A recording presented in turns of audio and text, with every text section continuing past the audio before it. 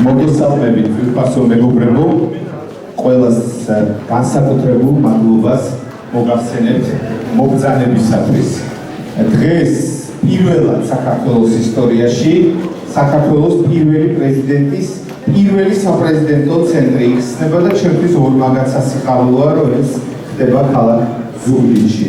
ქალაქი ზუგდიდი არაერთხელ მithქვამს, არის არა მარტო ზოგადეროვნული მნიშვნელობის, არამედ ზოგად საკაცობრიო მნიშვნელობის ქალაქი და დღეს რომ ის ერთ-ერთი დიდი ქართველი ჰუმანისტის, ერთ-ერთი ყველაზე გამორჩეული ქართველი პოლიტიკოსის, თანამედროვე ქართული სახელმწიფოს მესაძირკვლის ზვიად გამსახურდია საპრეზიდენტო ცენტრს რომ ხსნის, ეს ამ სიტყვების დასტურია. სამართლიანი არ ვიკვდები თუ განსაკუთრებით არ ვიტყვი და განსაკუთრებით არ აღნიშნავ იმას, რომ ეს საპრეზიდენტო ცენტრი, ვიცი რომ ახლა ამის გამო შეიძლება მომხდეს ამდენი მადლობის გამო, მაგრამ განსაკუთრებული მადლობა მინდა უთხრა ქალბატონ კულტურის მინისტრს, ქალბატონ თიკას, რომელიც მხარდაჭერით, ძალიან აქტიური მხარდაჭერით დღეს ეს საპრეზიდენტო ცენტრი მზად არის იმისათვის, რომ პირველი ვიზიტორები მიიღოს. რა თქმა უნდა, განსაკუთრებული მადლობა ჩვენი ქვეყნის თავდაცვის მინისტრს ბატონ ირაკლის, რომელიც საძირკველთანვე როგორც კი დაიწყო ეს შენობა აქ იდგა, ამ საქმეებს ძალიან დიდ მხარს უჭერდა, თუმცა დღეს აი ამ ერთობლივი ძალისხმევით ეს ცენტრი გახსნილია და ყველა თქვენთაგანი ჩემის ჩათვლით არის ბედნიერი. მე ბევრ სიტყვას არ გავაგრძელებ, მოდერატორი ვიქნები დღევანდელი შეხვედრის და მაქვს პატივი მიკროფონიდან მოვიპატიჟო საქართველოს კულტურის მინისტრი ქალბატონი თინა თიანროხაძე. მოგესალმებით და ჩემთვის განსაკუთრებული პატივია ვიყო დღეს ესე თარიღზე დავამხვილოთ ეს ყველაფერი, იმიტომ რომ ნამდვილად გულიდან ამოძახილია. დღეს 35 წელი გავიდა იმ რეფერენდუმიდან, როდესაც ჩვენი ქვეყანა თავის დამოუკიდებლობას და სუვერენიტეტს დაუბრუნდა და იმ ადამიანის დაბადების დღეა, ვინც ეს ყველაფერი დიდი მოძრაობის სახით ჩვენ ქვეყანას პირველი პრეზიდენტის დაბადების დღეა და ნამდვილად მისი დამსახურება ბევრი რამ უახლეს თანამედროვე ისტორიაში. მადლობა და ჩემი დიდი ქედის მოხრა ზუგდიდს და ზუგდიდელებს, რომ არა ნამდვილად ჩემი დიდი მეგობარი, უსაყვარლესი მეგობარი, ბევრი წლის მეგობარი ირაკლი ჩიქოვანი, მე შეიძლება ბებია ჩემიც მეგრელი იყო, მაგრამ ესეთი კავშირი ზუგდიდთან არ მქონოდა, იმიტომ რომ ირაკლისთან ერთად ძალიან დიდი ხანია სულ სხვა რაკურსით და სხვა თვალით გულშემატკივრობ ზუგდიდს. ის მოგვიწოდებს ხოლმე, რომ ფოლკლორული ანსამბლიც სხვა დონეზე უნდა ყავდეს ზუგდიდს, დედოფლისეულიც, დადიანებიც, ყველაფერი უნდა იყოს სხვა სიმაღლეზე ნამდვილად წარმოჩენილი. მადლობა მინდა უთხრა კონსტანტინე გამსახურდიას და გიორგი გამსახურდიას, ბატონზვიანის ოჯახს. ამ შემთხვევაში მე ბატონ კონსტანტინე აქ არის და ბატონ გიორგის ვესაუბრე და დიდი ბედნიერება ოჯახის მხრიდანაც, როდესაც ესეთი თანხმედრაა. მადლობა მინდა უთხრა ინფრასტრუქტურის სამინისტროს და მუნიციპალური განვითარების ფონდს, იმიტომ რომ არა ისინი ეს ახალი ადგილი ზუგდიდს არ ექნებოდა. მადლობა მინდა უთხრა ვინმე რო არ გამორჩეს გუბერნატორს და ზუგდიდის მერს და ამ ხარის წარმომადგენლებს ასეთი გულთბილი ყოველთვის მიღებისთვის და ყოველთვის ძალიან მჭიდრო თანამშრომლობისთვის, რაც ჩვენს შორის არსებობს. მადლობა მინდა უთხრა აუცილებლად იმ ინსტიტუციებს, რომელიც კულტურის სამინისტროს ფარგლებში არსებობენ და ვინც გვეთანამშრომლებიან. ეს არის საჯარო ბიბლიოთეკა, რომელიც დროებითი თავშესაფარი იყო, ესე რომ ვთქვათ, ამ ადგილის და ვისთან ერთადაც დავიწყეთ ამის კონცეფციის მომზადებაზე ზრუნვა და ბოლოს ყველაზე დიდი მადლობა უკვე ხელოვნების სასახლის და სასახლეთა გაერთიანების გუნდს გიორგი კავანდიას ხელმძღვანელობით და დადიანების სასახლეს, რის ტერიტორიაზეც ვიმყოფებით ეხლა და ამ კოლექტივს, რომელმაც უკვე ძალიან სწრაფ დროში ჩამოაყალიბა უშუალო ცენტრის ესე რომ ვთქვათ გუნდი, შეკრიბა ის გუნდი, რომელიც დარწმუნებული ვარ, რომ დღეიდან დაიწყებს ძალიან აქტიურ მუშაობას და ეს ცენტრი იქნება ახალგაზრდების, ხელოვნების, ისტორიის, ჩვენი ქვეყნის მართლაც რომ საუკეთესო ტრადიციების გადაცემის ადგილი. იმიტომ რომ ამ ცენტრს დღეს ბევრჯერ ვარ ამ ცენტრში, სიმშვიდეში მარტო ნამყოფი იმაზე ვფიქრით, რომ რა შეიძლებოდა რომელ კუთხეში გაკეთებულიყო. გამიჯერეთ, რომ ბევრი ხალხიც ეს კიდევ უფრო სხვანაირად ამაღელვებელია. მე ველოდები ამ ცენტრში, რომ იქნება არა მხოლოდ საბიბლიოთეკო, სამუზეუმო და სხვა ტიპის მუშაობა, იგივე ფოლკლორისტების ხმა გაისმის, არამედ პირველ რიგში მოვა ზუგდიდის და ჩვენი ქვეყნის ახალგაზრდობა. ეყოლება ბევრი ესეთი ახალგაზრდა, რომელიც აქ ამ ტერიტორიაზე ისწავლის პირველ რიგში სიყვარულს, ჩვენი ქვეყნის სიყვარულს, ერთმანეთის დაფასებას და სიყვარულს. გადავცემთ იმ ტრადიციებს, რაც ყოველთვის იყო, არის და იქნება ჩვენი ქვეყნის და სამეგრელოს და ზუგდიდის მთავარი გამსახურებელი და ესეთი მანიშნები. მადლიერებით სავსე ვარ და დიდი მეც გამოვთქვავ გიორგი, რომ თქვენ შეძლებთ, რომ აქ ნამდვილად უგუნებდეს ყველაფერი ის, რაც არის საუკეთესო და ქართული. წარმოჩენილი იყოს ჩვენი ქვეყნის ფასდაუდებელი ისტორია, ტრადიციები, კულტურა, წიგნიერება და ბევრი ის მიმართულება, რომელიც ჩვენ გვინდა რომ განვავითაროთ და შევინარჩუნოთ და გადავცეთ მომავალ თაობებს, იმიტომ რომ არც ერთ მუზეუმს და არც ერთ ჩვენ რაღვაწ აზრი არ ექნება, თუ ასეთივე სიყვარულით ჩვენ კარგი პედაგოგები ვყავდა და ჩვენც უნდა ვიტვირთოთ ეს ძალა, რომ ჩვენც ვიყოთ რაღაც დონით პედაგოგები იმისთვის, რომ მომავალი თაობა სწორად დავმუხტოთ ხვალინდელი დღის, სწორი მომავლის, სწორი აზროვნების, კარგ ტრადიციების მატარებელ თაობად. მადლობა კიდევ ერთხელ, წარმატება ამ ცენტრს, კიდევ ერთხელ გილოცავთ დღევანდელ დღეს და ღმერთმა განათებული, ბედნიერი და წარმატებული ამყოფოს ზუგდიდი, ეს მხარე სამეგრელო და მთელი საქართველო უფალმა დაგლოცოს. ისე ბატონი ირაკლის უნდა მოიწვიოთ მაინც ერთი სიტყვა, რა თქოს, თავის საყარელ ადგილას, მე ესე მგონია.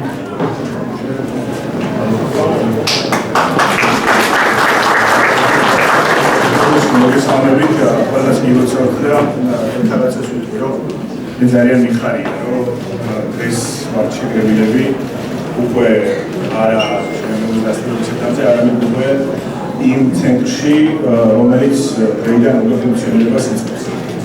მე მახსოვს ეს პროექტი როგორ იქნებოდა, მახსოვს რომ ვფიქრობდით თუ სალულა ყოფილიყო პრეზიდენტი ზვიად გამსახურდიას საპრეზიდენტო ცენტრი და მე მიამაყებდა ეს და ძალიან ვამაყობდი მრავალ აქ დადიანების სასახლეთა კომპლექსის უშუალო სიახლოვეს მის პარკში და ეს ცენტრი აქ აიხსნება და ეს ცენტრი აქ ფუნქციონირებს. მე რა თქმა უნდა დიდი მადლობა მინდა თქვენ თავგადასავთ და იმ მონდომებისთვის, იმ გულისხმიერებისთვის, რომელსაც თქვენ იჩენთავლენ ამ ცენტრის მიმართ და ეს დასაფასებელია და ეს ჩვენ ამას ხედავთ, ვაღიარებთ და დიდი მადლობა მინდა გითხრათ ამ შემთხვევაში არა როგორც კოლეგამ, არამედ როგორც ერთმა რიგითმა ზუგდიდელმა ამ შემთხვევაში. მეორეს მხრივ მე მგონია რომ რა თქმა უნდა გიორგი მინდა დამადერების სრულად, იმიტომ რომ ჩვენ ზუგდიდელები მოწმენი ვართ იმისა, რომ თქვენ რაღაცას ხელს მოგიდევთ, ის ნამდვილად წარმატებით წაიმართა ეს პროექტი და ნამდვილად შედეგიანი იქნება და ნამდვილად სასარგებლო იქნება ჩვენი მოსახლეობისთვის და ჩვენი საზოგადოებისთვის. და ყველას დიდი მადლობა, ვინც მონაწილეობა მიიღო. წლების განმავლობაში ძალიან ბევრმა ადამიანმა მოინდობა და მადლობა რა თქმა უნდა მინდა უთხრა ხელისუფლება ჩვენსაც, იმიტომ რომ ამას ძალიან ბევრი აწლეული დაწევდა იმისათვის, რომ შესაბამისი დაფასება ყოფილიყო პრეზიდენტ ზვიად გამსახურდიასთან მიმართებაში.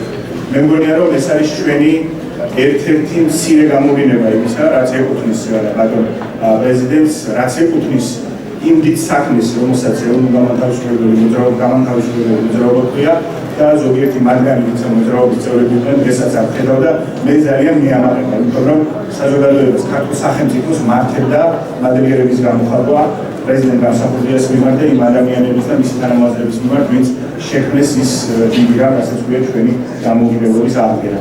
დიდი მადლობა კიდევ ერთხელ ყველას და მე დარწმუნებული ვარ, ეს იქნება მიზიდულობის ცენტრი და ძალიან მნიშვნელოვანია და სიმბოლურიც არის, რომ ისტორიასთან ერთად ჩვენ აქ მომავალს შევქმნით. ეს იქნება თავშეყრის ადგილი ახალგაზრდებისთვის, თავშეყრის ადგილი ქართული კულტურის მოყვარულებისთვის, იმ ადამიანებისთვის, ვინც დაინტერესებული არიან ჩვენი ეროვნული ინტერესების განვითარებისთვის და კიდევ უფრო მაღალ სიმაღლეებზე ასახავთ. დიდი მადლობა კიდევ ერთხელ ყველას.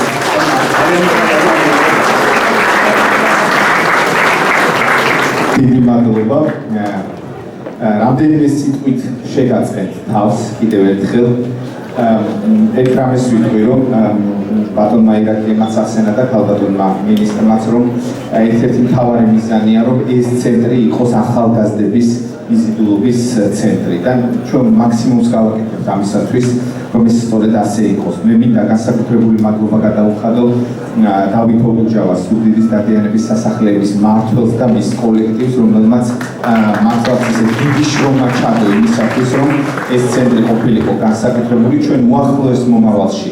ქალბატონმა მინისტრმა ეს იცის, რომ აქ გაიხსნება ზვიად გამსახურდიასადმი მიწვეული მუდმივი ექსპოზიცია, სადაც მოსული ადამიანი ნახავს მის ღვაწლს და მის მნიშვნელობას, მათ შორის მის მემორიალურ ნივთებს, რომელსაც დადიანების სასახლეები რუდუნებით უვლიდა და რუდუნებით მოიპოვა. ასევე ქალბატონი მინისტრის დავალება იყო, რომ რაღაცნაირად ახალგაზრდობისათვის, რომ ეს ადგილი ყოფილიყო მიზიდულობის ცენტრი და ჩვენ იცით, რომ ზუგდიდს უკვე რამდენიმე ათეული წელია კინოთეატრი არ აქვს, აქ არის წყინვალის სივრცე და ჩვენ ვაწარმოებთ ახლა მოლაპარაკებას, რომ აქ კინოთეატრი შემოვიდეს და დარწმუნებული ვარ, ეს ზუგდიდებისათვის იქნება ძალიან მისასალმებელი ადგილი და მისასალმებელი სივრცე. არ ნერვიულობ ხოლმე, მაგრამ დღეს განსაკუთრებული დღეა და ჩავიხედავ, რომ არ მინდა რამე შემეშალოს, განსაკუთრებული მადლობა უნდა უთხრა ანსამბლ ოდოიას. გამორჩეული ბიჭები არიან და აქ ეხმა ყოველთვის უხდება ზუგდიდს.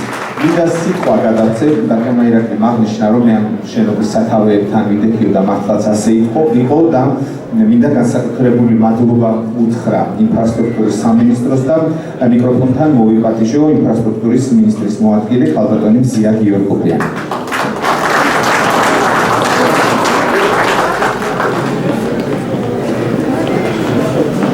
მოგესალმებით.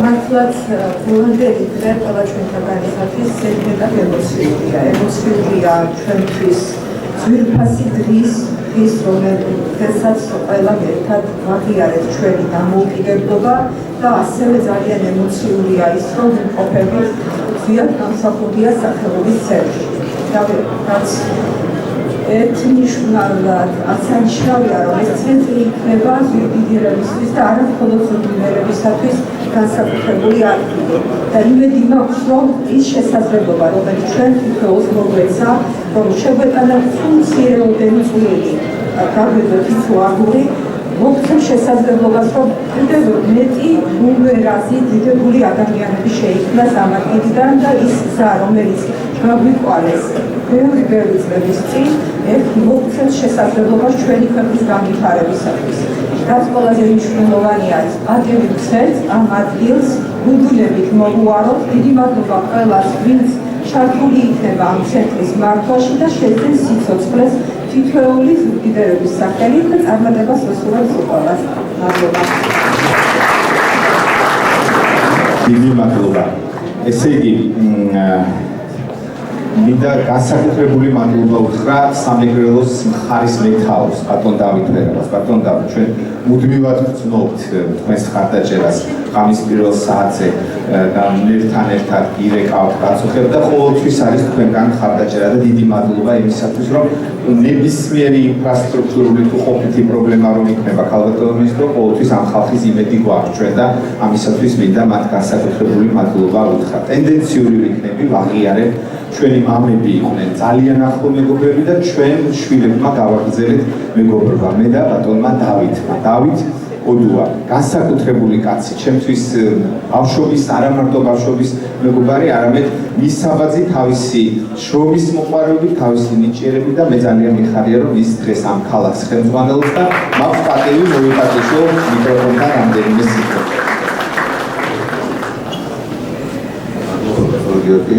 მოგესალმებით ყველას. მადლობა სოფლიოში სტუმრებს, მინისტრებს, კაბატონსიას. უდიდესი მადლობა შესაძლებლობისთვის, კაბატონ ფინანსს და შეგვიძლია არ აღნიშნო მასოვის პერიოდი, როდესაც ეს იდეა დაიბადა და დაიბადა ერთ ადამიანს, ეს იყო ქალაქის შვილი, ქვეყნის ვიცე-პრემიერი ბატონ ჩიკოვანი. ამის ძალიან დიდი მადლობა და მადლობა თითოეულ ადამიანს, ვინც იყო ამ პროექტის განხორციელებაში ჩართული და ასევე მინდა აღნიშნო მუნიციპალური განვითარების ფონდი, რომელიც არის პირველი დაფინანსების წყარო ამ ყველა შესაძლებლობის და მოგესალმებათ, რომ ეს არ არის მხოლოდ ლამაზი არქიტექტურა. ეს უამრავი შესაძლებლობა იქნება ჩართული, რასაც მართლობას გაუწევს ბატონი გიორგი ამისთვის დიდი მადლობა და წარმატებებს ვისურვებ. ჩემთვის ყველაზე მთავარი ის არის რომ მე მოვესწარი ამ ქალაქში ამ დიდ პროექტს, ამ დიდ შესაძლებლობას, რაც ჩვენ წლების განმავლობაში მინდოდა რომ გავიკეთებინა და მივეწნა იმ ადამიანისთვის, რომელსაც უყვარდა ჩვენი ქალაქი. და ჩვენი ქალაქის მხრიდან ჰქონდა უსარმაზარი მხარდაჭერა და მახსოვს პერიოდი, როდესაც მან მილობიდან პირველი საქართველოში ზუგდიდში დაბრუნდა და ზუგდიდმა ხელი გაუმართა და გვერდში დაუდგა. მახსოვს 100,000-ობით ადამიანი სამეგრელოდან, ყველა ქალაქიდან ფეხში შველი მომდიოდა რომ ბატონ ზვიადის დახვეწოდა. ეს იყო ნამდვილად შთამბეჭდავი კადრები და მე მინდა აღნიშნო რომ ამას ჩვენ არ დავგარდავთ ამ ქალაქში. და სწორედ ეს ცენტრი მოგცემს იმის საშუალებას რომ ამ ქალაქში ამ ცენტრში გაიზარდნენ ახალგაზრდები და იმ იდეებზე, სწორედ იმ პრინციპებზე, რასაც კი ბატონი ზვიადი ქმნიდა ამ ქვეყანაში თავისი მმართველობის პერიოდში. ამისთვის მას უდიდესი მადლობა ყველას ვილოცავ კიდევ ერთხელ და მადლობას მიხდით ზუგდიდერების სახელით, რომ ამ ხელა შანსი მოგვეცით. ეს არის ერთადერთი საპრეზიდენტო ცენტრი მთელ საქართველოში და ეს არის ზუგდიდში. ამისთვის დიდი მადლობა წარმატებებს ვისურვებ და ვინც ეს პროექტი განახორციელა, მადლობა ქვეყნის პრემიერ-მინისტრს თანხმობისთვის, იმის უსვეს ყოფილიყო ზუგდიდში და მე ვფიქრობ, რომ სამარაჯიამო უკავსაყოფად ეს არის საუკეთესო საშუალება ჩვენს ქალაქში და ამისთვის უდიდესი მადლობა ყველა ჩართულ ადამიანებს, აქ უნდა მივესალმო ადამიანებს, ვინც იყვნენ ეროვნული მოძრაობის რიგით წევრებადაც კი, რომელიც სახელები და გვარებით ბევრმა არ იცის, საჯაროდ არ არის ცნობილი ეს ადამიანები, თუმცა ბატონი ზვიადი მსახურდიას ქვეყნის პირველი პრეზიდენტის გვერდში იდგნენ და იცავდნენ ჩვენს ქალაქს გარედაში დამტრებისგან. მივესალმები ამ ადამიანებს და მათი თვალი მანამდვილად წარუშლე და მადლობას ვუხდი. სულიდერების სახელით იმ ადამიანებს, ვინც უკანონო ქალაქში მცველები წარმატებებს ვისურვებ ყველას და დარწმუნებული ვარ, ყველაზე საინტერესო შემოქმედება ეს საქართველოში. დიდი მადლობა ბატონ დავით, თქვი კიდევაც საუკეთესო მეგობარი მყავდა და მყავს და ძალიან მიხარია. აუცილებლად უნდა გადავუხადო დიდი მადლობა ჩემთვის ძალიან ძვირფას ხალხს, ბატონ მამუკაცოწერიას და ბატონ კონსტანტინე გაგაას. მათი თანახმობა, მათი მხარდაჭერა მუდმივად გრძნობ მეც და დავითიც და ამისათვის მათ მინდა განსაკუთრებული მადლობა ვუთხრა. ეს ქალბატონის წარუდგინე და მითხრა რომ წარდგენა არ ჭირდებაო და განსაკუთრებით მინდა გამოვყო განათლების, ძეგლთადაცვის, კულტურის, სპორტისა და ახალგაზრდა საქმეთა უფროსი ქალბატონი იდა ბარაია, რომლის გარეშეც ნამდვილად ვერაფერს ვერ გავაკეთებდით და მისი მხარდაჭერა რომ არ ყოფილიყო ეს წარმოუდგენელი. ახლა კი მაქვს პატივი დღეს როცა ვიფიქრეთ ქალბატონისთან ერთად როგორი ყოფილიყო ეს ღონისძიება, ორგანიზაციად გაიყო ეს ღონისძიება, პირველი ნაწილი ჩვენ დღეს ჩავალთ პირველ საფრთხეზე, ნულოვან საფრთხეზე და თამამად ვიტყვი რომ საქართველოში ერთ-ერთ საუკეთესო სამუზეუმო კოლექციას ნახავთ მე-20 საუკუნის ქართული მხატვრობისა, რომელიც დადიანების სასახლეების საცავიდან პირველად გამოვიდა და გამთვალიერებლის წინაშე პირველად გამოიფინა და ამავე ღონისძიების მეორე ნაწილს წაგუძღება ზვიად გამსახურდიას. მე ასე ვიტყობდი, უკდავი ზვიად გამსახურდიას უფროსი ვაჟი ბატონი კონსტანტინე გამსახურდია, საქართველოს ეროვნული ბიბლიოთეკის ხელმძღვანელი, ყველა ჩვენთაგანისათვის საყვარელი ადამიანი და აი ამ ღონისძიების პირველი ნაწილის დახურვა მინდა ვთხოვო მას მოგზანდეს და სიტყვით მიმართოს შეკრებილ საზოგადოებას.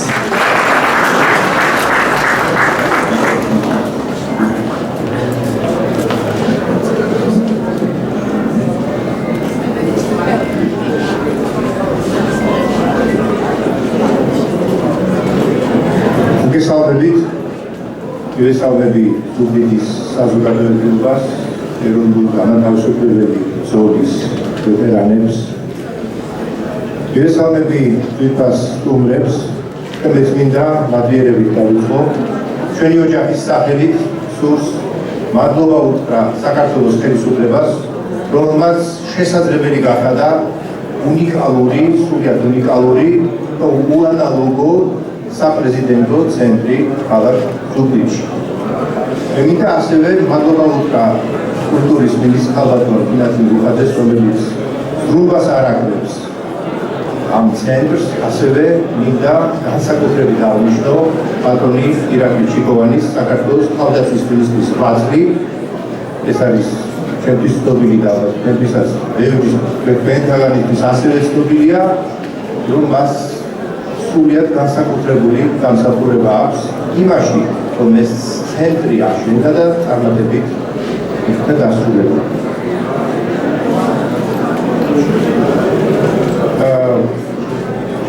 დღეს კიდევ ერთი მნიშვნელოვანი ნაბიჯს გადადგამს ქართული კულტურა.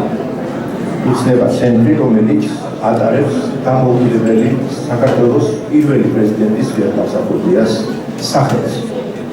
როგორც ეროვნული ბიბლიოთეკის დირექტორისთვის ჩემთვის განსაკუთრებით მნიშვნელოვანია აღნიშნო, რომ ეს ცენტრი მხოლოდ მუზეუმიან მემორიალური სივრცე არ არის. იგი არის ცოცხალი საგანმანათლებლო, სამეცნიერო და საზოგადოებრივი პლატფორმა, რომელიც მომავალ თაობებს მისცემს შესაძლებლობას გააცნობიეროს ჩვენი უახლესი ისტორიის სირთულეები, ბრძოლა თავისუფლებისთვის და ეროვნული თვითშეგნების მნიშვნელობა. ზვიად გამსახურდია იყო არა მხოლოდ პოლიტიკური ლიდერი, არამედ მწერალი, მოაზროვნე და ეროვნულ განმათავისუფლებელი მოძრაობის ერთ-ერთი მთავარი სიმბოლო. მისი საქმიანობა და მემკვიდრეობა დღემდე საჭიროებს კვლევას და შეფასებებს. სწორედ ამიტომ არის ასეთი სივრცეების არსებობა აუცილებელი. დემოკრატიული საზოგადოება ეფუძნება ისტორიის მრავალმხრივ გააზრებას და დიალოგს. ამ ცენტრის გახსნა ზუგდიდში განსაკუთრებული სიმბოლური მნიშვნელობის მატარებელია. სამეგრელო არის ის რეგიონი, რომელიც მჭიდროდ არის დაკავშირებული ზვიად გამსახურდიას ცხოვრებასთან და მის პოლიტიკურ გზასთან. აქ შექმნილი სივრცე გახდება არა მხოლოდ მეხსიერების შენახვის ადგილი, არამედ ახალი იდეების, კვლევების და კულტურული ინიციატივების. ჩვენთვის განსაკუთრებით მნიშვნელოვანია ასეთი ცენტრების არსებობა, რადგან ისინი ავსებენ ჩვენს მისიას, მე გულისხმობ ბიბლიოთეკას, ცოდნის გავრცელებას, ისტორიული ცნობიერების ამაღლებას და კრიტიკული აზროვნების განვითარებას. ჩვენ მზად ვართ აქტიურად ვითანამშრომლოთ ცენტრთან, გავმართოთ ერთობლივი ღონისძიებები, გამოფენები, ლექციები და დისკუსიები.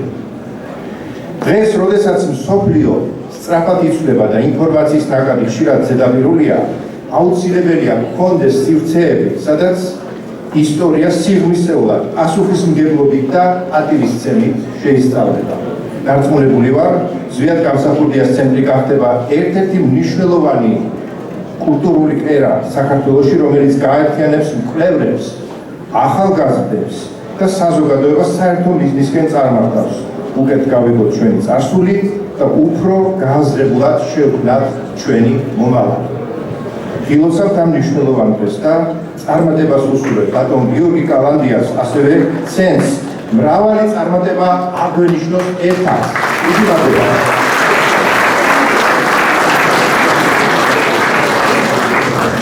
დიდი მადლობა ბატონ კონსტანტინე, ძალიან დიდი მადლობა. ჩემთვის ამახელველია. ჩემთვის ძალიან ამახელველია დღეს თქვენი მოსმენა 33 წლის წინ. მე მქონდა პატივი სულ რამდენიმე მეტრში მე და დავითი გარიყავით თქვენი განსაკუთრებული მამის გვერდით და მისი მისასალმებელი სიტყვა მოგვესმინა, როდესაც ჩამოვიდა ზუგდიდში და დარწმუნებული ვარ დავით შენთვისაც და ჩემთვის ძალიან ამაღლებელია დღევანდელ დღეს პრეზიდენტ გამსახურდიას ცენტრის გახსნა. დიდი მადლობა ყველას, ბატონო ირაკლი, ბატონ აუცილებლად მოგწევთ სიტყვას, აუცილებლად. ბატონ ირაკლის მინდა განსაკუთრებული მადლობა უთხრა ეხლა. ბატონ ირაკლის მინდა განსაკუთრებული მადლობა უთხრა, ხალბატონ მინისტრს მინდა განსაკუთრებული მადლობა უთხრა და მინდა გთხოვოთ ასეთი რამ, რომ დღევანდელ დღეს, როდესაც ჩვენ ამ ცენტრს ვხსნით, ყველა თქვენთაგანს ექნება საშუალება მოусმინოს ბატონი კონსტანტინე გამსახურდიას ლექციას ზვიად გამსახურდიას შესახებ.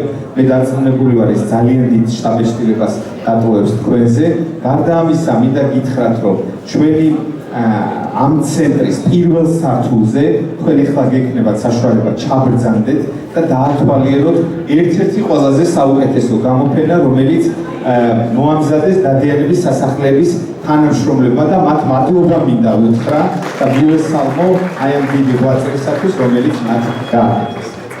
კი ბატონო. ისინი უნდა ვისაგებო შემთხვევით, იმიტომ რომ გიორგი არის ძალიან მოგზაურებული ადამიანი და თავდაბალი ადამიანი. დღეს ის არის უბილარი და მინდა მივუძოთ.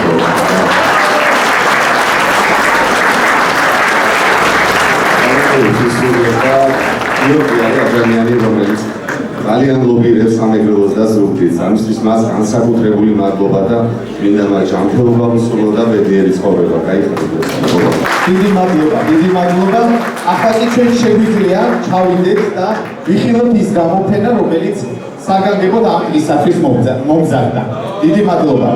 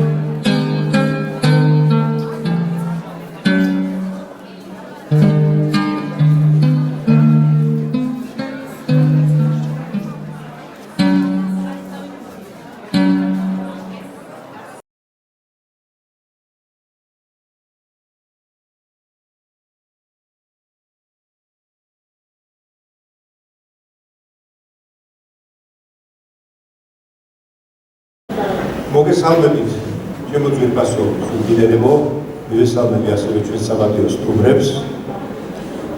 დღევანდელ ეპოქაში, როდესაც სრულმასშტაბიანი თუ პროქსი ომების გვინვა მოედო აღმოსავლეთ ევროპის ერთ ნაწილს და აზიურ შუა აღმოსავლეთს უპრიანია დავსვათ კითხვა. თუკი სოციალისტურ ბანაკს და ყოფილ საბჭოებს სათვალავში არ მივიღებთ. საიდან მოვიდნენ ის პოლიტიკოსები, ვინც მანამდე შვიდობიან პერიოდში იყვნენ ხელისუფლებაში და როგორც ცივი ომის დროს, ისე ახლანდელ ომებში საკვანძო როლი ჰქონდა და ახლაც აქვთ. მათ თავიანთი კარიერა ძირითადად ხანგრძლივი პოლიტიკური ტრადიციის მქონე ქვეყნებში აიწყვეს, სადაც არსებობდა და დღესაც არსებობს ჩამოყალიბებული მუნიციპალური, ნაციონალურ საპარლამენტო და ფედერალური დონეები, სადაც არსებობს ნამდვილი სახალხო პარტიების ტრადიცია, სადაც არჩევნები ტარდება და საარჩევნო კამპანიებიც ასე თუ ისე ხალხის ნების გამოხატება. ზუსტად გამსახურდიას მოღვაწეობაზე დაკვირვებისას ვხედავთ, რომ ეს ასე არ ყოფილა. საბჭოთა კავშირი იყო ქვეყანა, სადაც პოლიტიკა როგორც ასეთი ერთპარტიულობის ტყვე იყო, სადაც იმ ერთი გაბატონებული პარტიის ლიდერს პოლიტიკოსი ვერ დაერქმეოდა. ალბათ უფრო სახელმწიფო მოღვაწე და ერთადერთი მმართველი ძალის მსხვილი ან წყვილფეხა პედაგოგი. ისტორიული კონტექსტი, რომელმაც ჯერ კიდევ სკოლის მოსწავლე ზუსტად გამსახურდია მღელვარე ხდომილებებში ჩართო, უკავშირდება ეპოქათა მიჯნას. 1953 წლის 5 მარტს მოკვდა იოსებ სტალინი, დიდი ომის მომგები, მსოფლიო გადანაწილებების ერთ-ერთი უმსხვილესი აქტორი და მრისხანე საბჭოთა ბელადი. მისი გარდაცვალებიდან სულ რაღაც 3 თვეში კი მას უკან მოაყოლეს ლავრენტი ბერია. ეს მოიმოქმედა იმ მოთხეობა შემდგარმა ხრუშჩოვისგან, მალენკოვისგან, ბულგანინისგან და ჟუკოვისგან, ვინც ხელთ იგდო მთელი ძალაუფლება 1953 წლის ივნისის შემდეგ. საბჭოთა კავშირის კომუნისტური პარტიის ახალმა წინამძღოლმა ნიკიტა ხრუშჩოვმა გააკრიტიკა რა ბელადი და დაგმო პიროვნების კულტი, სხვათა შორის თქვა, სტალინის სამშობლოში, საქართველოში ბურჟუაზიული ნაციონალიზმი იმ დონეზე ვლინდებოდა, რომ საფრთხე იყო ამ რესპუბლიკის გასვლისა საბჭოთა კავშირის შემადგენლობიდან და თურქეთის შემადგენლობაში შესვლისო. თუმცა თურქეთის სადმოვა საქართველოს საბჭოთა სოციალისტური რესპუბლიკის განვითარებასთანო გასწინა იქვე, რასაც ხრუშჩოვი არაერთი მონაცემის მოტანით ამყარებს, როგორც ეკონომიკის, ისე სოფლის მეურნეობის და სახალხო განათლების ზოგადი სტატისტიკის მოშველიებით. აქვე ირონიულად და იქეთნურად დასცენს ეს ყოველივე ქართველი ხალხის გენიალური და დიადი შვილის სტალინის მეთაურობით ხდებოდა. როგორც საქართველოში ამის თქმა დღესაც უყვართო, ნიკიტა ხრუშჩოვის ასეთ განცხადებებს მოჰყვა დესტალინიზაცია, პიროვნების კულტის დაგმობა და სტალინის ძეგლების დემონტაჟი, უპირველეს ყოვლისა თბილისის ცენტრში. რამაც ხალხის პროტესტი და მობილიზაცია გამოიწვია. საქმე მარტო სტალინში არ იყო. კრემლის ახალი მესვეურები წარამარაგ შეურაცხყოფას აყენებდნენ ქართულ ხალხს.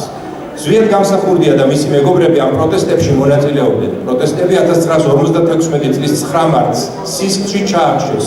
დემონსტრანტებს სამხედროებმა პირდაპირ გაუხსნეს ცეცხლი ავტომატური იარაღებიდან.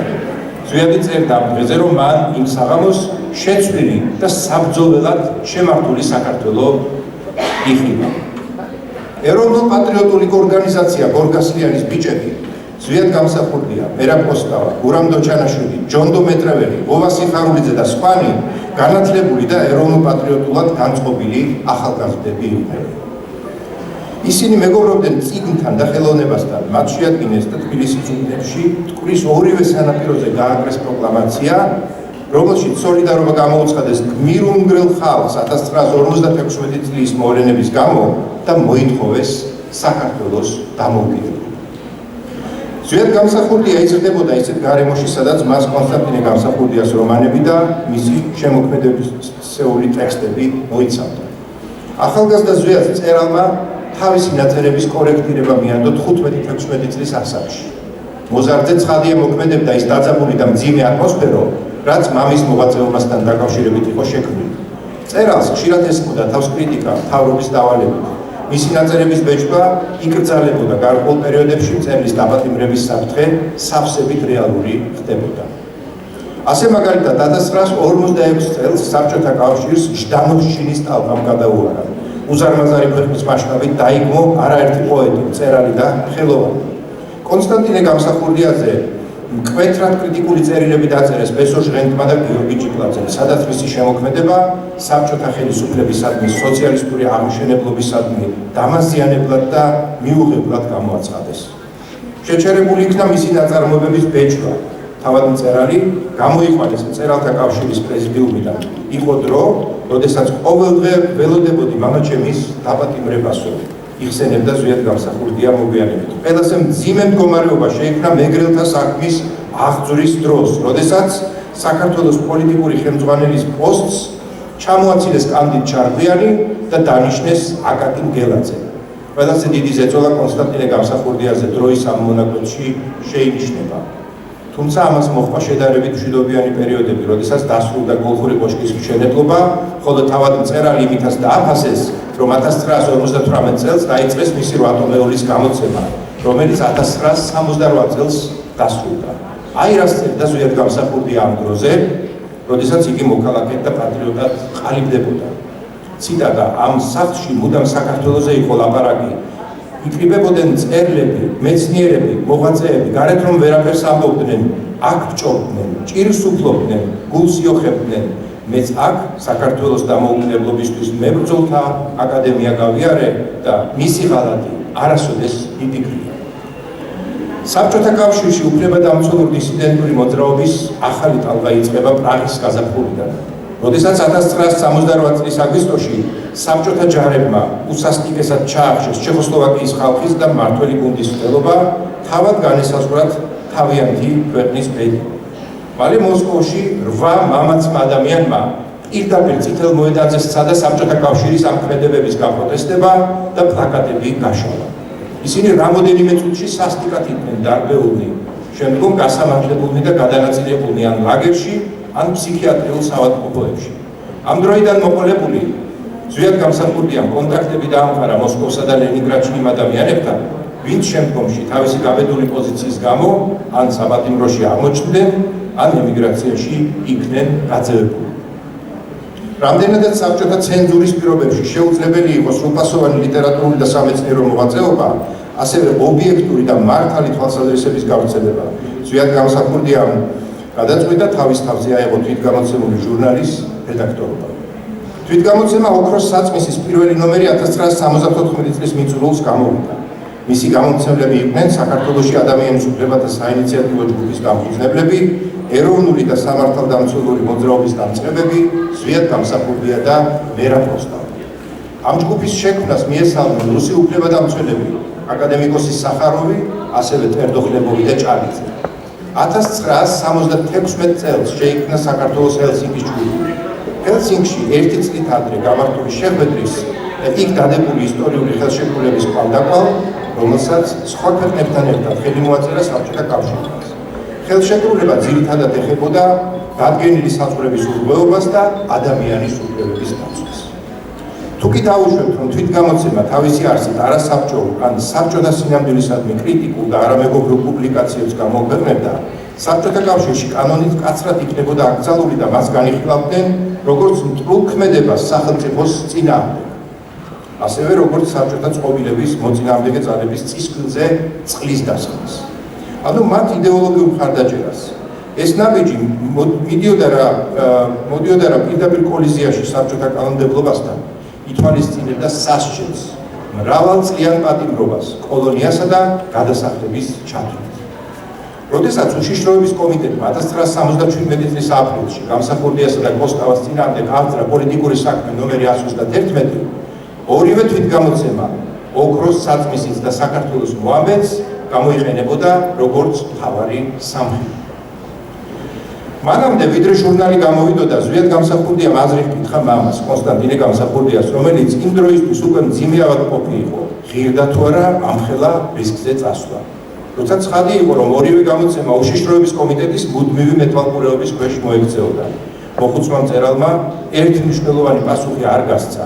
მისი თქმით, ერთის მხრივ უკვე იდგა დრო, როდესაც შესაძლებელი ხდებოდა აკრძალული და საჭირო თემების საჯაროდ წამოწევა, თუნდაც თვითგამოცემის ფორმით. თუმცა ქვეყნის პოლიტიკური ვითარება უკიდურესად არაპროგნოზირებადი იყო მისი თქმით. არავინ იცოდა, როდის მოიქნებდა კუც სისტემა, მით უფრო, რომ იგი 1970-იანი წლების მიწურულს ჯერ კიდევ ძალზე მძლავრი და ინსტიტუციონალურად სტაბილური მოჩანდა.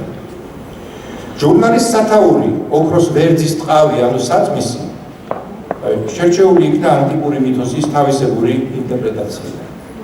რედაქტორთა განმარტებით, ოქროს საწმისის ღრმა საზრისი არ გულისხმობდა მხოლოდ მატერიალურ სიმდიდრესა და საგანძურს, რომლის ხელში ჩასაგდებად არგონავტები მოგვიანო ეპოქების მეკობრეთა მსგავსად, კოლხეთში მტაცებლურ მერკანტილური მოტივებით მოემართებოდა. პირიქით, იგი განიმარტებოდა როგორც სიმბოლო უძველესი ცოდნისა, სულიერი კულტურის. ამ პუბლიკაციებს განსაკუთრებული მნიშვნელობა აქვს არა მხოლოდ საბჭოთა ეპოქის ლიტერატურული პროცესების შესასწავლად, არამედ საქართველოს უახლესი ისტორიის რეალური სურათის აღსადგენადაც. ოქროს საწმისი შეიძლება განვიხილოთ როგორც ერთგვარი არქივი წინააღმდეგობისა. ტექსტების სივრცე, სადაც ლიტერატურა ფუნქციონირებდა არა ესთეტიკური თვითქმარობისთვის, არამედ როგორც კულტურული თვითგადარჩენის ფორმა და პოლიტიკურად ნატიფი, მაგრამ მკაფიო პროტესტი ტოტალიტარული სისტემის წინააღმდეგ. სწორედ ამ თვალსაზრისით ოქროს საწმისი წარმოადგენს არა უბრალოდ თვითგამოცემას, არამედ ინტელექტუალურ აქტს, სიმბოლურ ჟესტს, რომლის მეშვეობითაც ქართულმა კულტურამ სცადა საკუთარი ისტორიული სუბიექტობის დაბრუნება. რაც შეეხება თვითგამოცემა საქართველოს მოამბეს, მასში თემატიზებულია საბჭოთა საქართველოს საჭირბოროტო საკითხები, კულტურის ძეგლთა არასათანადო დაცვის, მათი დაზიანების, მაგალითად დავით გარეჯის ნგრევისა საბჭოთა არმიის სამხედრო პოლიგონზე წარმართული წვრთნების გამო. საკითხებში ყურადღება იქცევდა საქართველოს მართლმადიდებელ სამოციქულო ეკლესიაში შექმნილი უმძიმესი მდგომარეობა პატრიარქების ეფრემ მეორისა და დავით მეხუთის დროს.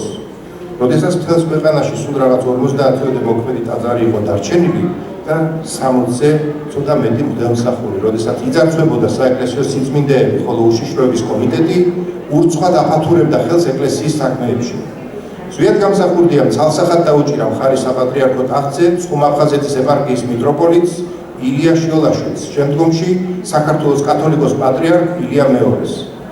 მოამბეში თემატიზებული იყო ასევე პატიმრების წამების ამბები საქართველოს ციხეებში, როდესაც კორუფციის ბრალდებით დაპატიმრებულებისგან სასურველი ჩვენებების გამოძალვის საგამოძიებო ორგანოები სპეციალურად მომზადებული ჯალათების ჩართვით ახდენდნენ. ისინი საკნებში სცემდნენ და აწამებდნენ პატიმრებს. შესაძლოა ცალკეულებმა კარგად, ხოლო უფრო მეტმა ნაკლად იცოდნენ, რომ როგორც საბჭოთა კავშირში, ისე მსოფლიოში ცნობილი უფლებადამცველი და დისიდენტი ზვიად გამსახურდია არაერთი საქმის ინიციატორი და ყამირის პირველგამკვლევარია.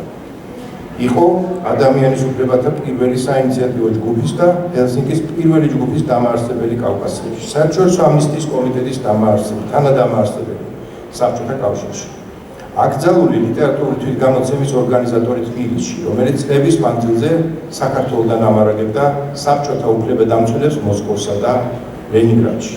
მას შემდეგ, რაც საბჭოთა კავშირის უშიშროების კომიტეტმა ქართველი უფლებადამცველების წინააღმდეგ აღწერა საქმე ნომერი 131, 1978 წლის გაზაფხულზე სასამართლო პროცესი ჩატარდა.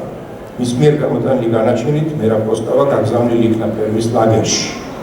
ეს სასჯელი მან მოიხადა 1991 წელს, აქედან კი იგი გადააგზავნეს ციმბირში, ტაიშეთის რაიონში, ხოლო ზვიად გამსახურდია ასევე გადასახლების ადგილზე გადაიყვანეს დაღესტნის ნახევარუდაბნოში, დაბა კოჩუბეიში. ის რომ მან სასჯელი ბოლომდე არ მოიხადა, უკავშირდება მის ტაქტიკურ უკანდახევას, რასაც ხელისუფლება და ზვიად გამსახურდიას ოპონენტები მონანიების სახელს უწოდებენ. როდესაც მერაბ კოსტავა დაბრუნდა პატიმრობიდან 1987 წლის თებერვალში, გორბაჩოვისეული პერესტროიკის დაწყებიდან სულ რაღაც 2 წელიწადში, მან გააკეთა განცხადება, რომ მასსა და ზვიად გამსახურდიას შორის არსებობდა შეთანხმება იმ ეგრეთ წოდებული მონანიების შესახებ. ზვიად გამსახურდია ამით გადარჩებოდა მოსალოდნელ გაძევებას საბჭოთა კავშირიდან. მას ასწდებოდა ის ბედი, რაც არაერთმა საბჭოთა დისიდენტმა გაიზიარა. თუმცა ცხადი იყო, რომ ამგვარი ნაბიჯით ზვიადის რეპუტაციას გარკვეული ზიანიც მიადგებოდა. მაგვანნი იტყოდნენ, რომ იგი დანებდა, გატეხეს, გადავიდა საბჭოთა ხელისუფლების მხარეზე და ასე შემდეგ.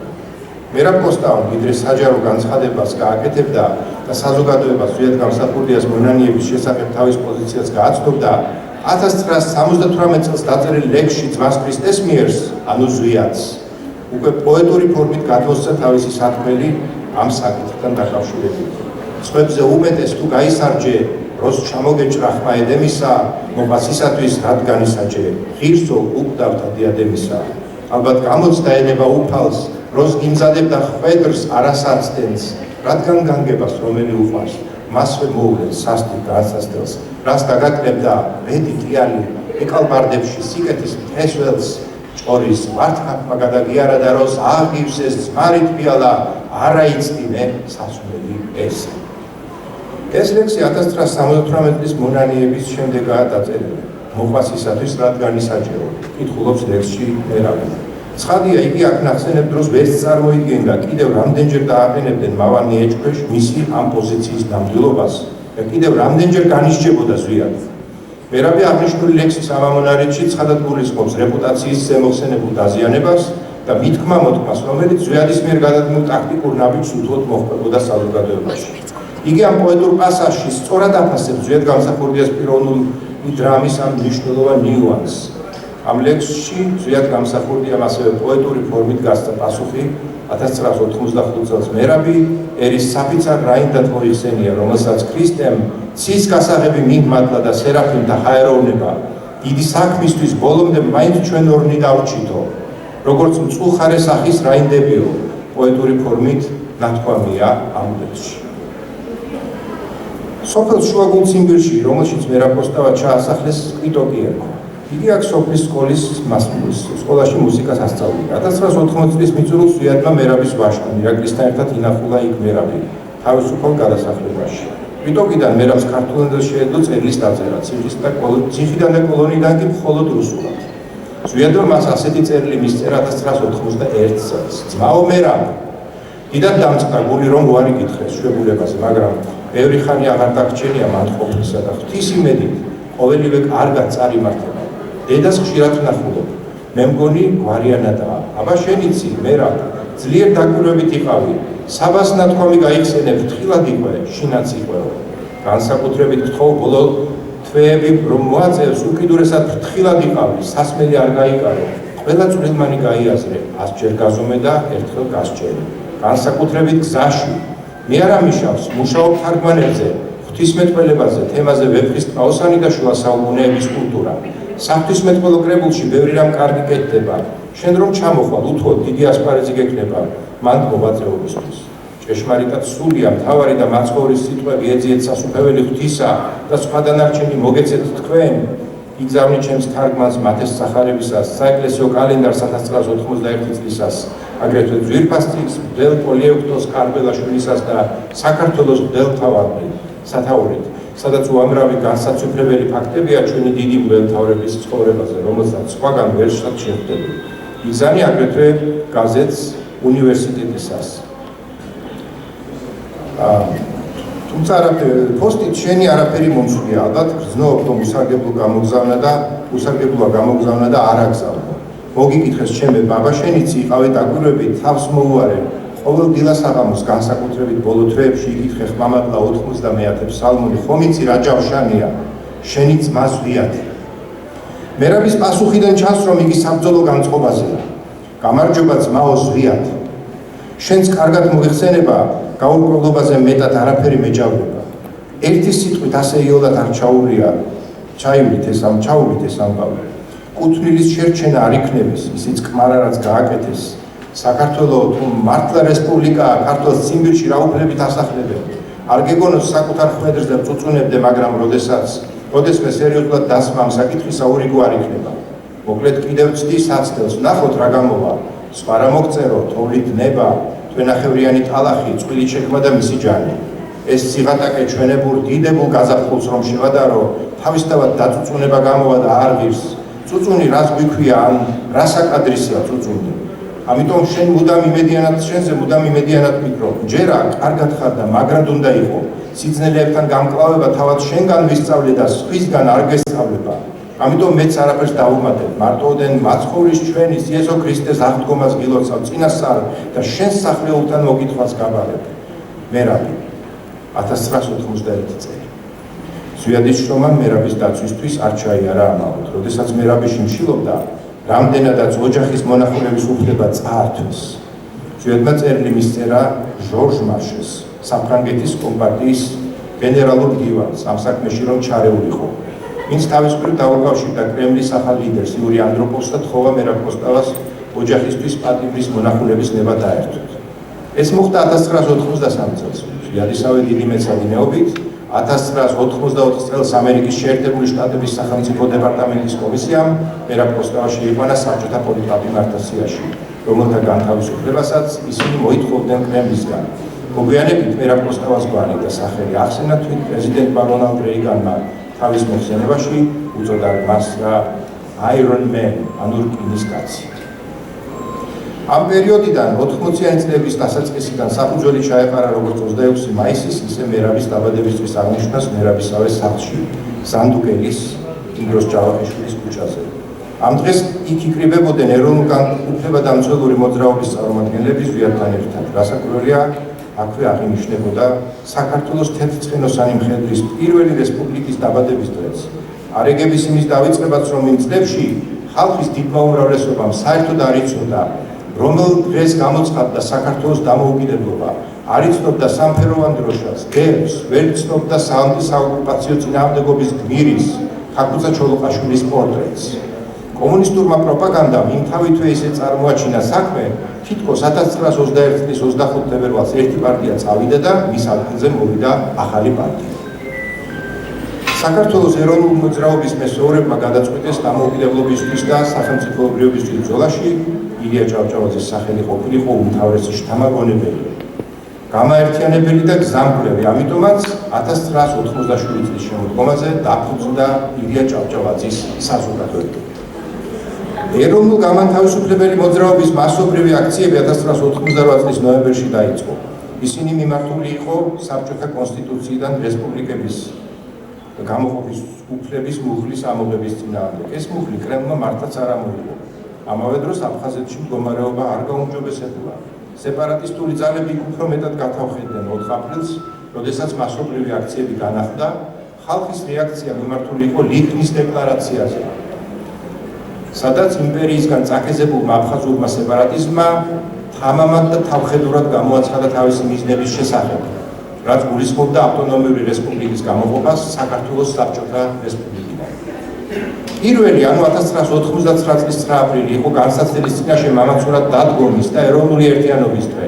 თავისუფლების სახელით საფრთხისთვის თვალის გასწორება, სადაც მოწინააღმდეგე ძალა გამომდინარე თავისი ბუნებიდან მზად არ აღმოჩნდა, რათა მას სისხლის და მსხვერპლის გარეშე ჩაევლო იქ შეგრებილთათვის.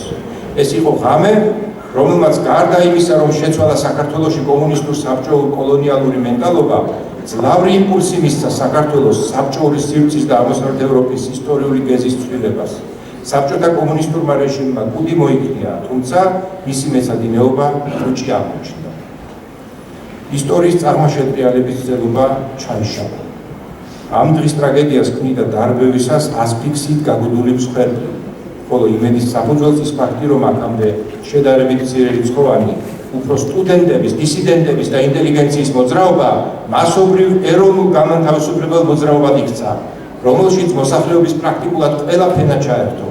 1999 წლის 26 მაისს, როდესაც უნივერსიტეტის ბაღში მრავალათასიანი მიტინგი გაიმართა, რომელზეც ისტორიული სიტყვა წარმოთქვა ცოტახნით ადრე საპატიმროდან განთავისუფლებულმა ზვიად გამსახურდიამ, ცხადი გახდა, რომ საბჭოთა ხელისუფლება მხოლოდ ფორმალურად არსებობდა, რომ არა 9 აპრილი საქართველოში კიდევ კარგა ხანს არ დასრულდებოდა კომუნისტური მმართველობა, არ დასრულდებოდა ცენზურა, ვერ ჩატარდებოდა მრავალპარტიული დემოკრატიული არჩევნები, სადაც გამარჯვებული სწორედ ზვიად გამსახურდიას კოალიცია მრგვალი მაგ და თავისუფალი საქართველო გამოვიდოდა. არჩევნების ნაბიჯის გადადგმით ზვიადის ხდამ 1990 წლის აპრილში უარყო არაფორმალურად არჩეული კონგრესის იდეა, რაც მუდმივად ქუჩაში დარჩენას გულისხმობდა. მეორე 9 აპრილი 1991 წელს ისტორიული სამართლიანობის აღსრულების დღეა, როდესაც ქართველი ერის 1991 წლის 31 მარტის რეფერენდუმში გამოხატული ნება ოფიციალურად დამოუკიდებლობის აქტის სახით გაცხადდა მთელი მსოფლიოს წინაშე. ეს დღე 9 აპრილს მოწამეობრივად აღსრულებულებს მიეწოდა. პოლიტიკოსები, რომლებიც სახელმწიფოს მეთაურების რანგში არიან, შესაძლოა რამოდენიმე ტიპისანი იყვნენ. ერთი გეოპოლიტიკური ძვრებისთვის ბიძგის მიმცემი, მეორენი სხვების მიერ დაწერილი პროექტების მუშა შემსრულებლები, მესამენი დახავსებული რეალობების დამკონსერვებლები, მეოთხენი ჩვეულებრივი ავანტურისტები, რომელთა მარტივი პრაგმატიზმით ადამიანური ბუნების ბანალურობებზეა ფოკუსირებული. მათ შესაძლოა ჰქონდეთ ძალაუფლების ცისავსე და პრაქტიკული შედეგებიც, მაგრამ არ ჰქონდეთ არც ავტორიტეტი, არც სიყვარული ხალხის მხრიდან. ისეთი, რომელიც პარტიულობაზე მაღლა იდგება. ასეთი სახელმწიფო კაცი ტექნიკოსია, მას იტყვიან, რომ საქმე და ხელობა იცის. არსებობს კიდევ ერთი სახეობაც, ესაა ამა თუ იმ თანამედროვე ერის სახელმწიფოს დამფუძნებელი მამა, ვინც პოლიტიკოსის გარდა შემოქმედი და ხელოვანიც შესაძლოა იყოს, რომელსაც სიცოცხლეშიც და სიკვდილის შემდეგაც არ აკლია არც ავტორიტეტი, არც სიყვარული მისი თანამემამულეების მხრიდან. ასეთი ლიდერი მაღალი თანამდებობის დაკავებამდე ჩანს ბარიკადებზე, ვინც იმარჯვებს სიტყვით, კალმით და გაბედული ნაბიჯებით, აქცევს რა რისკის ქვეშ აზიანებს მის კეთილდღეობას, ჯანმრთელობას და სიცოცხლეს და არა მარტო მისას, მისი ოჯახისას და მისი ახლომყოფი ადამიანებისას. ზვიად გამსახურდია სწორედ ამ კატეგორიას ეკუთვნის, ნიშანდობლივია, რასაც იგი ამბობს ერთ-ერთ ინტერვიუში. ციტატა: პატრიოტიზმი და ზნეობა ერთობ ძნელად უთავსდება თანამედროვე პოლიტიკას. მაგრამ ვერ ვიტყოდი, რომ მათი შეთავსება შეუძლებელია. ყველაფერი პიროვნებაზეა დამოკიდებული. სწორედ რონალდ რეიგანმა დაამტკიცა, რომ პოლიტიკოს ძალუც შეათავსოს ზნეობა და ღირსება თავის საქმიანობასთან. მოხარული ვარ, რომ პირადად შევხვედრივა რეიგანს მოსკოვში 1988 წელს.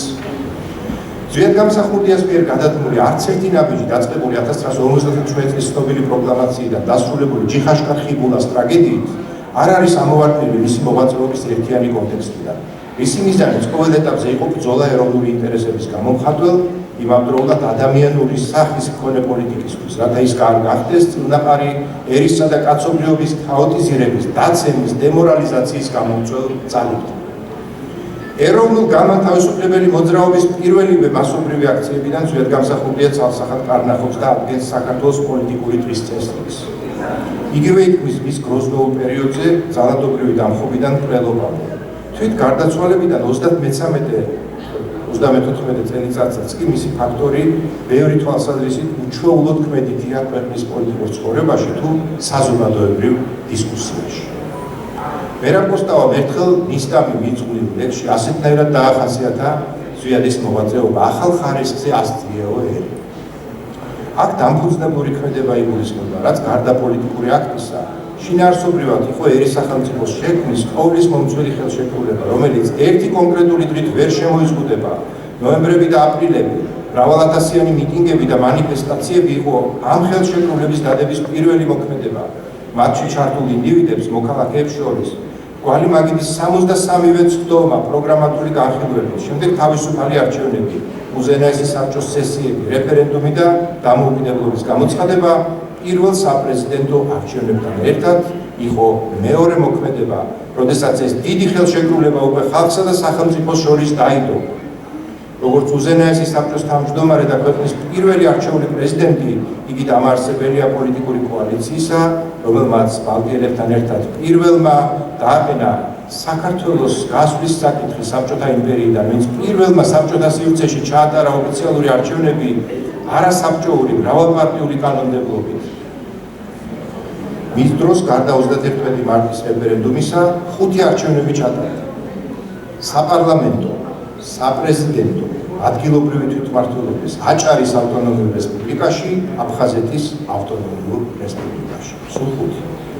ჩვენს თაობას არასოდეს დაავიწყდება 1991-92 წლების მიჯნაზე უცხო ქვეყნის პოლიტიკური, სამხედრო, სპეცსამსახურული და ეკონომიკური რესურსების ჩართულობით ორგანიზებული პუტჩი და გადატრიალება. პატივაკრის უმძიმესი დღეები და იმავდროულად ბრძოლა, სადაც უმთავრესი საკუთარი არჩევნისადმი ბოლომდე ერთგულების დემონსტრაცია იყო. ამ პუტჩის უცხო ქვეყნის ან რუსეთის ფედერაციის სამხედრო ძალის ჩართულობით სამოქალაქო ომში საწყის ეტაპზე შესაძლოა ჩვენ ჩაგვითხილოს. მაგრამ ჩვენ მაინც არ ჩავყევით. შეიძლებოდა იმის თქმაც, რომ საბედისწეროდ გაყოფილ ქართველობაში გარკვეულ დროს თვითგადარჩენის ინსტინქტიც ამუშავდა.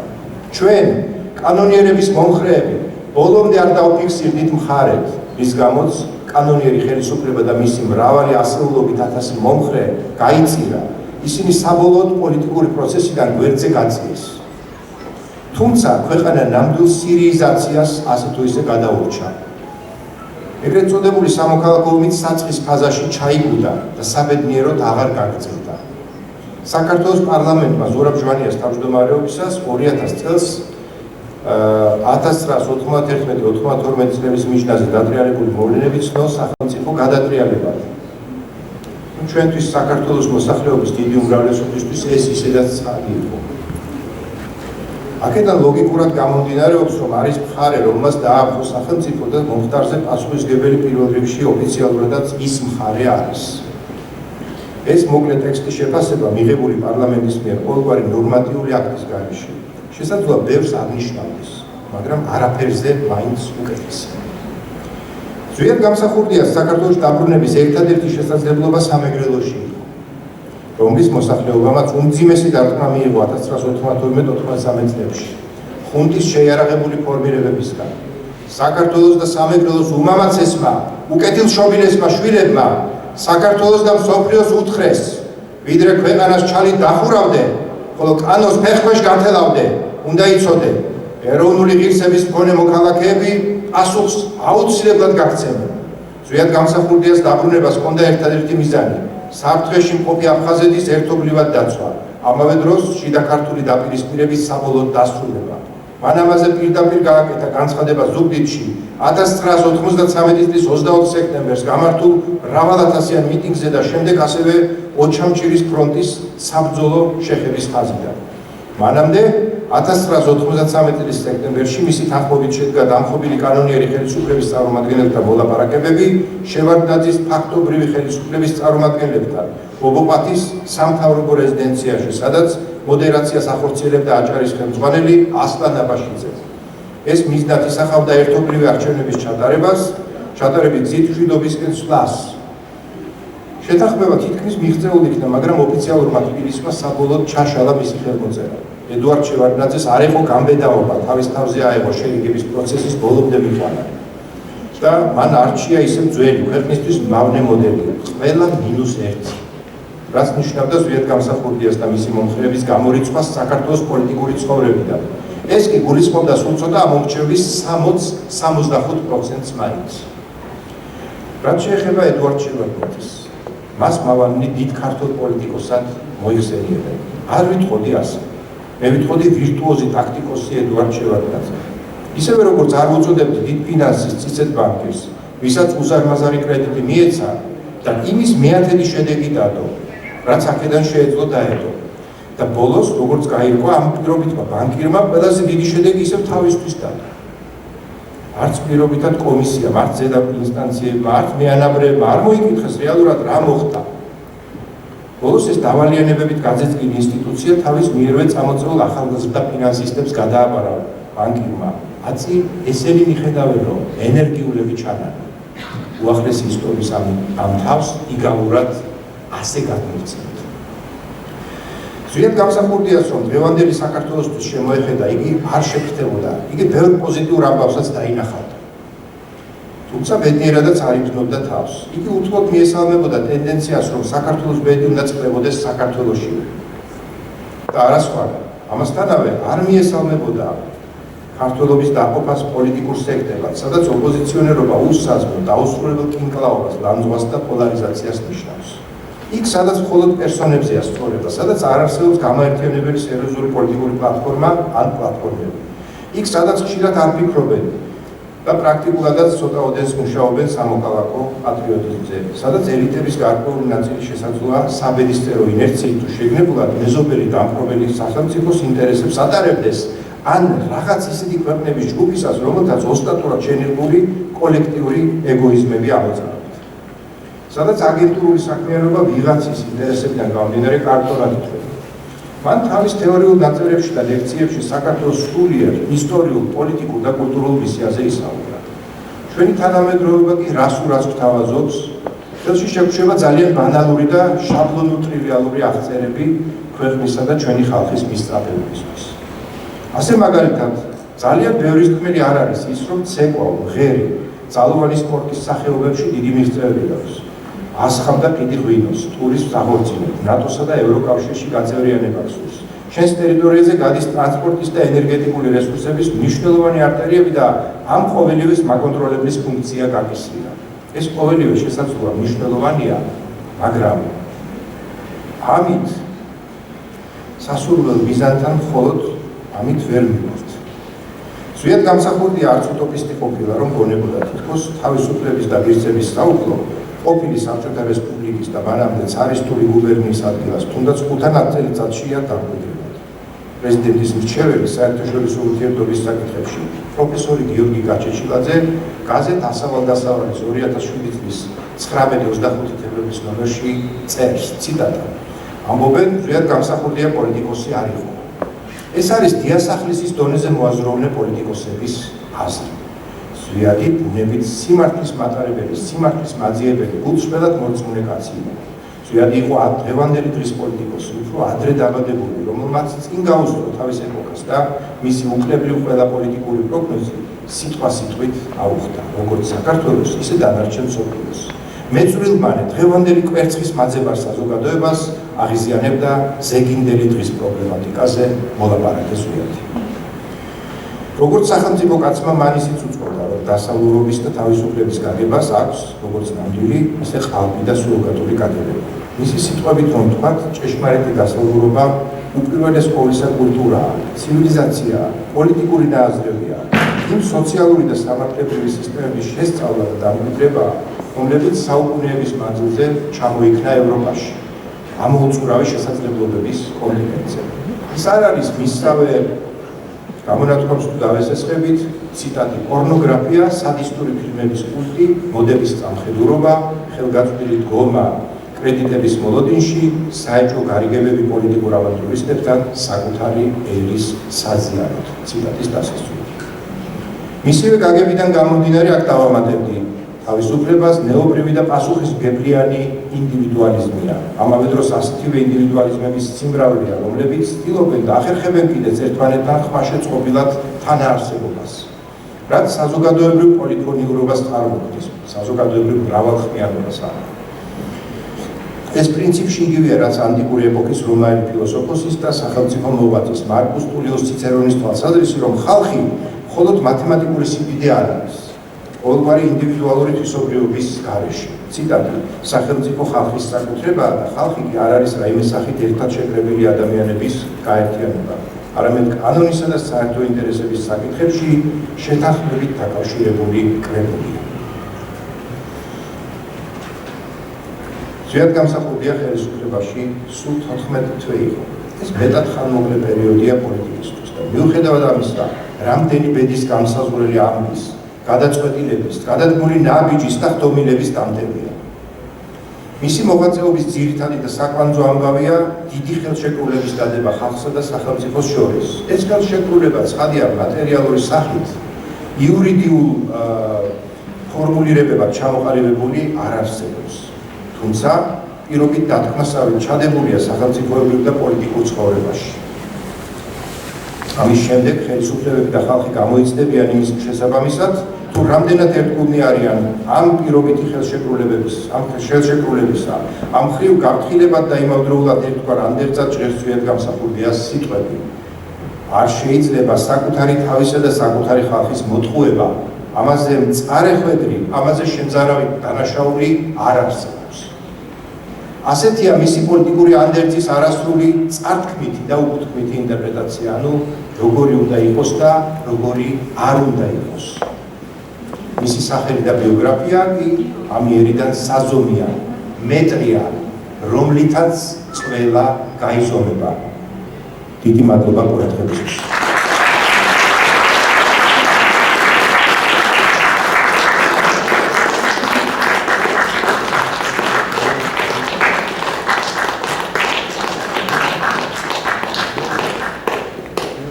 მიკროფონ დავასრულოთ და